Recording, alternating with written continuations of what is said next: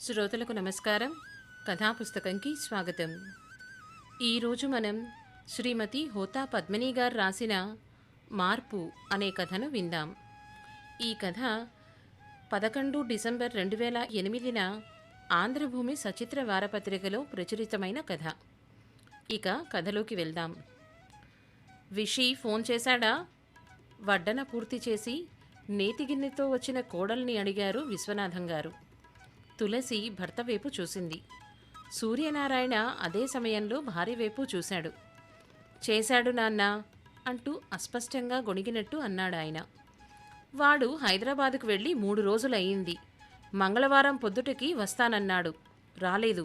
అక్కడేం చేస్తున్నట్టు అన్న 80 ఏళ్ల విశ్వనాథం గారి స్వరం ఆ గదిలో కంగుమంది. వాళ్ళ అత్తగారికి జ్వరంగా ఉందిట నసిగాడు సూర్యనారాయణ. అయితే ఏమిటి? వీడు ఆవిడ కాళ్ళు పడుతున్నాడా? వ్యంగ్యంగా అడిగాడు విశ్వనాథం. తులసి మౌనంగా నెయ్యి వడ్డించింది. అల్లుడు అత్తవారింటికి ఏడాదికోసారి వెళ్తేనే గౌరవం. ఇలా నెలకోసారి వెళ్తే ఎంత లోకువా?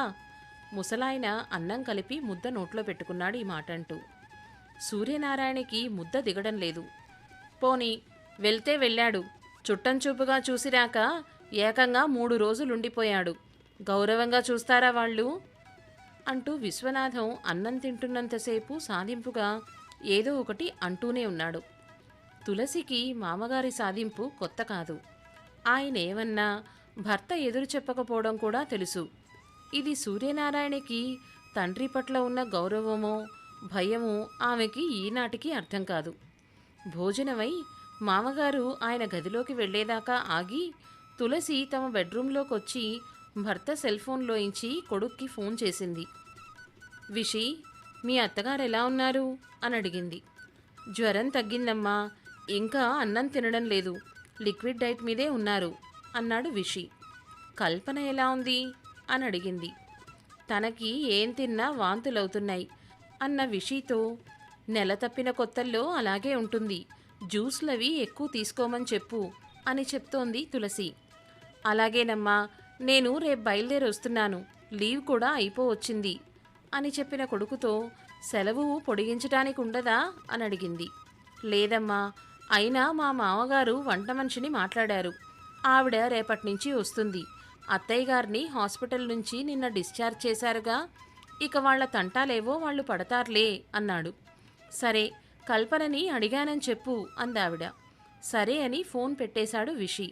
ఏమంటాడు విషి అని అడిగారు సూర్యనారాయణ గారు. తులసి చెప్పింది. పాపం విషి వాళ్ళకింకో 2 రోజులైనా సాయం ఉంటే బాగుండేది అన్నాడు ఆయన. నిజమే, కానీ వాడికి సెలవు లేదట అని చెప్పిన తులసితో, సరే వెళ్ళి భోజనం చెయ్యి, ఇప్పటికే ఆలస్యం అయిపోయింది అన్నాడు సూర్యనారాయణ. తులసి డైనింగ్ టేబుల్ దగ్గరకు వచ్చింది. అన్నం వడ్డించుకుందే కానీ తినబుద్ధి కావడం లేదు. ఆమెకి గతం గుర్తొస్తోంది. సూర్యనారాయణతో పెళ్ళయ్యేసరికి ఆమెకి 18 ఏళ్ళు. పెళ్లితో బాధ్యతలు మొదలవుతాయని తెలియని వయసు. అందగాడు, మెత్తటి మనసున్న సూర్యనారాయణతో జీవితాన్ని పంచుకున్న ఆమెకి ప్రతి క్షణం అమూల్యంగానే కాదు, అద్భుతంగా కూడా తోస్తోంది. పుట్టింట్లో తల్లిదండ్రుల చాటు పెరిగిన ఆమెకి అత్తింట్లో అత్తమామల చాటున కాపురం పెద్ద కష్టం అనిపించలేదు. స్వతహాగా మెత్తటి మనసు ఆమెది. దానికి తోడు భయస్థురాలు. ఒద్దికగా వినయంగా ఉండే ఆమెని అత్తగారు కామేశ్వరమ్మ కన్న కూతురి కంటే ఎక్కువగా చూసుకునేది. అయినా ఆమెలో ఏదో అసంతృప్తి. ఆ అసంతృప్తికి కారణం విశ్వనాథం గారు. కాపురానికొచ్చిన కొత్తల్లోనే ఆ ఇంట్లో వాళ్ళకి మామగారి మాట జవదాటే ధైర్యం లేదని గ్రహించింది. ముఖ్యంగా 25 ఏళ్ల సూర్యనారాయణ తండ్రి కనుసన్నల్లో నడవడం, దానితో తను ఆ ఇంట్లో చిన్న చిన్న ఆనందాల్ని కోల్పోవడం ఆమెకి అసంతృప్తిని కలిగించింది. పెద్దవాళ్ల మాటని గౌరవించటం వేరు, వాళ్ళకి భయపడ్డం వేరు. భర్త చిన్న చిన్న విషయాలకు కూడా తండ్రిని సంప్రదించటం, విశ్వనాథం గారు ప్రతి విషయంలోనూ జోక్యం చేసుకోవడం చూస్తే విచిత్రంగా అనిపించేది ఆమెకి.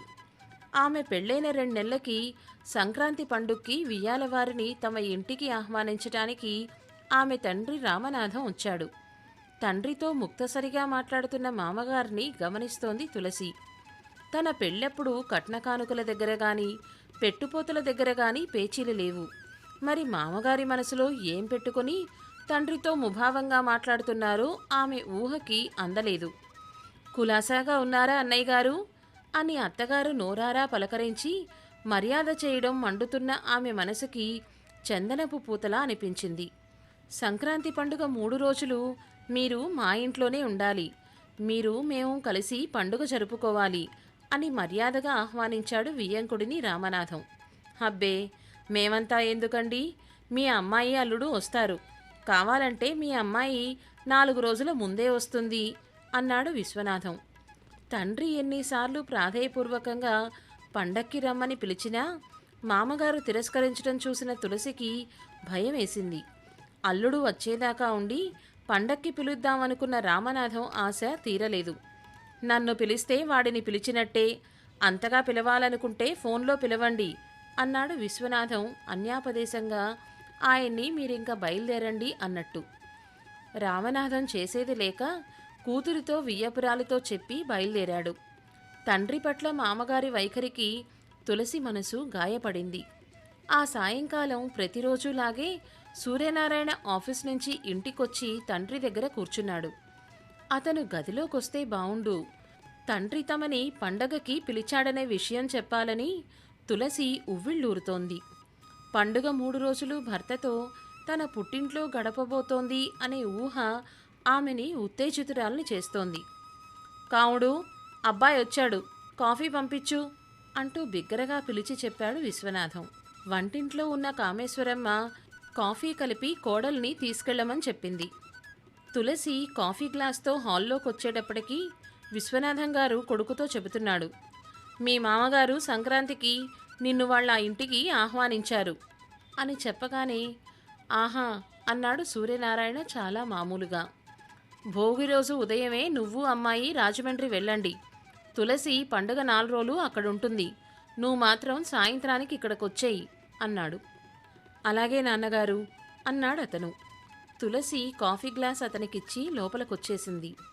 భర్త పండగ 3 రోజులు తమ ఇంట్లో ఉంటాడని, అతనికి గోదావరి అందాలను, కడియపులంకలో నర్సరీలో పూబాలల సోయగాలని చూపించాలని, తన స్నేహితురాళ్లందర్నీ అతనికి పరిచయం చేయాలని ఎంతో ఆశపడ్డ ఆమెకి మామగారి శాసనం లాంటి ఆదేశానికి భర్త మారు మాట్లాడకుండా అంగీకరించటంతో ఆశాభంగంతో కన్నీళ్లొచ్చాయి. సూర్యనారాయణ ఆఫీస్ విశేషాలని తండ్రికి చెప్పి తీరుబడిగా లోపలికొచ్చాడు. షర్టు విప్పుకుంటూ మంచం మీద తలొంచుకొని కూర్చున్న తులసిని చూసి అడిగాడు, మీ నాన్నగారు వచ్చెళ్ళారట అని. తులసి సమాధానం ఇవ్వలేదు.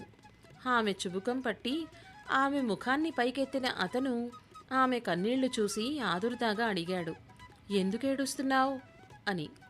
పండుగ 3 రోజులు మీరు మా ఇంట్లో సరదాగా గడుపుతారనుకున్నాను, కానీ మీ నాన్నగారు మిమ్మల్ని ఒక్క పూట మా ఇంట్లో ఉండి వచ్చేయంటున్నారు, కారణమేంటి అని బేలగా అడిగింది. మా నాన్నగారు చెప్పిన మాట వినడం తప్ప ఎందుకని ఎప్పుడూ ఆయన్ని ఎదురు ప్రశ్నించలేదు గంభీరంగా అన్నాడు.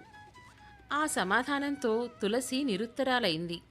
ఆమె పరిస్థితిలో మరొకరుంటే అలిగి భర్తని సాధించి అతన్ని తన మాట వినేలా చేసుకునేదేమో, కానీ ఆమె స్వభావం అలాంటిది కాదు. మనసుని సమాధానపరుచుకోలేకపోయిన తులసికి కన్నీళ్లొస్తూనే ఉన్నాయి. అమ్మా తులసి, మీ మామగారు అదో రకం మనిషమ్మా. 40 ఏళ్ల కాపురంలో ఆయన్ని కొంచెం కూడా మార్చలేకపోయాను అంది కోడలి కన్నీళ్లను చూసి కామేశ్వరమ్మ. ఆమెది నిస్సహాయమైన బాధ. తండ్రి మాట చెవదాటకుండా సూర్యనారాయణ భోగి పండుగ రోజు సాయంకాలానికి భీమవరం వెళ్ళిపోయాడు. తులసి కూడా భర్తతో వెళ్ళిపోదాం అనుకుంది. కానీ అల్లుడు ఉండనందుకే బాధపడుతున్న తల్లిదండ్రులు తను కూడా వెళ్ళిపోతే మరింత బాధపడతారని ఉండిపోయింది. ఆషాఢమాసం వచ్చింది. అత్తగారు కొత్త కోడలు ఒకే ఇంట్లో ఉండకూడదు అనే ఆచారం ప్రకారం తులసిని రామనాథం పుట్టింటికి తీసుకెళ్లాడు.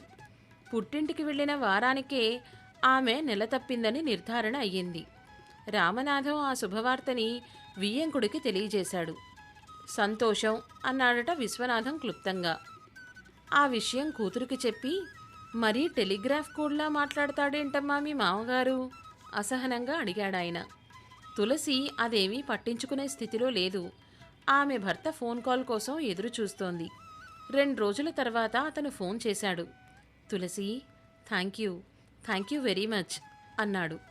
అతని స్వరంలో అవధులు దాటిన ఆనందం. దేనికి? సిగ్గుతెరలని అవతలికి నెడుతూ అడిగింది. నన్ను నాన్నను చేస్తున్నందుకు అతని స్వరంలో చిలిపిదనం. నీ ఆరోగ్యం జాగ్రత్త, ఉంటాను అంటూ అతను ఫోన్ పెట్టేశాడు. ఆ కాస్తకే ఆమె పొంగిపోయింది. స్త్రీ అల్పసంతోషి కదా. అల్లుడికి ఆషాఢపట్టి ఇవ్వాలి కనుక శ్రావణమాసం రాగానే అతన్ని తమ ఇంటికి రమ్మని ఫోన్లో ఆహ్వానించాడు రామనాథం. వీలు చూసుకొని వస్తానండి అన్నాడు సూర్యం. 2 రోజుల తర్వాత విశ్వనాథం ఫోన్ చేశాడు. రేపు ఉదయం సూర్యం మీ ఇంటికొస్తున్నాడు అని వియ్యంకుడితో చెప్పాడు. మర్నాడు ఉదయం వచ్చాడు సూర్యనారాయణ. సాయంకాలం 4 గంటలకి తిరుగు ప్రయాణం అవుతున్న అతన్ని చూసి సందేహిస్తూనే అడిగింది తులసి, రాత్రికి ఉండరా అని. అసంతృప్తితో, ఆశాభంగంతో ఆమెకి కన్నీళ్లొచ్చాయి. తన భర్త ఎంత మంచివాడైనా కానీ అస్వతంత్రుడు, తండ్రి చాటు బిడ్డ అనుకోగానే ఆమెకి దుఃఖం రెట్టింపైంది. నా కోసం కాదు, మా అమ్మా నాన్నల సంతోషం కోసమైనా ఈ ఒక్క రాత్రి ఇక్కడ ఉండలేరా అన్న తులసి మాటలు అతని హృదయాన్ని తాకాయి. ఉంటాన్లే, నువ్వు బాధపడకు అన్నాడామె కన్నీళ్లని తుడుస్తూ. వెంటనే తండ్రికి ఫోన్ చేసి తను ఈ రాత్రికి ఇక్కడ ఉండి మర్నాడు పొద్దున్నే బయలుదేరి వస్తున్నాను అని చెప్పాడు. ఆ రాత్రి ఆలస్యంగా నిద్రపోయిన సూర్యనారాయణ మరునాటి ఉదయం 9 గంటల వరకు నిద్ర లేవలేకపోయాడు. స్నానం కానిచ్చి అతను బయలుదేరబోయేసరికి 10:30 అయ్యింది. మీరు భోంచేసి వెళ్తారని వంట వండుతున్నాను బాబూ, మరో అరగంటలో అయిపోతుంది, భోంచేసి వెళ్ళండి అంది తులసి తల్లి శ్రీలక్ష్మి. రాత్రి అత్తవారింట్లో ఉండిపోవడానికి తండ్రి ఒప్పుకున్నాడనే ధైర్యం ఆవిడ ప్రతిపాదనని అంగీకరించేలా చేసిందతన్ని. 11:30 అయ్యింది. భోజనాల సమయం కాకపోయినా అల్లుడు ఊరికి బయలుదేరుతున్నాడని భోజనాలకి ఏర్పాటు చేసింది ఆవిడ. కూతురు అల్లుడితో పాటు భర్తకు కూడా వడ్డించి నేతిగిన్న చేతిలోకి తీసుకుని వడ్డనకి ఉపక్రమించింది శ్రీలక్ష్మి. సూర్యం! వీధిలో నుంచి విశ్వనాథం గొంతు సింహగర్జనలా వినిపించింది. అన్నం కలిపి నోట్లో ముద్ద పెట్టుకోబోతున్న అతను అదిరిపాటుతో లేచి నిలబడ్డాడు. వాష్ బేసిన్ దగ్గర చేయి కడిగేసుకుని గభాల్న బయటికొచ్చాడు. గంభీరమైన తండ్రి మొహం చూసేసరికి అతని నోట్లో తడ ఆరిపోయింది. బయలుదేరు శాసిస్తున్నట్టుగా అన్నాడు విశ్వనాథం. భర్త వెనకే ఆదుర్దాగా వెన్నంటి వచ్చింది తులసి. ఉన్నట్టుండి వియ్యంకుడెందుకొచ్చాడో, సూర్యనారాయణ్ణి ఎందుకు బయలుదేరమన్నాడో అర్థం కాని అయోమయంతో రామనాథం శ్రీలక్ష్మి గుమ్మంలోకొచ్చారు. రండి బావగారు, అందరూ కులాసాయేనా నమస్కరిస్తూ అడిగాడు రామనాథం. పొడిగా అన్నాడు విశ్వనాథం. సూర్యనారాయణ చెప్పులు తొడుక్కున్నాడు. వస్తాను జనాంతికంగా అని ముందుకు కదిలాడు.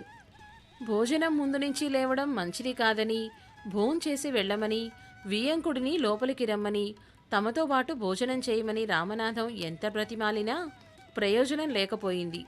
వెనుతిరిగి చూడకుండా సూర్యం తండ్రి వెనక నడిచాడు. తులసి కన్నీళ్లు రామనాథం దంపతులకి విశ్వనాథం విశ్వరూపాన్ని విశదీకరించాయి. ఆ తర్వాత అల్లుడిని తమ ఇంటికి రమ్మని ఆహ్వానించటానికే భయపడ్డాడు రామనాథం. కాలచక్రంలో సంవత్సరాలు గతించాయి.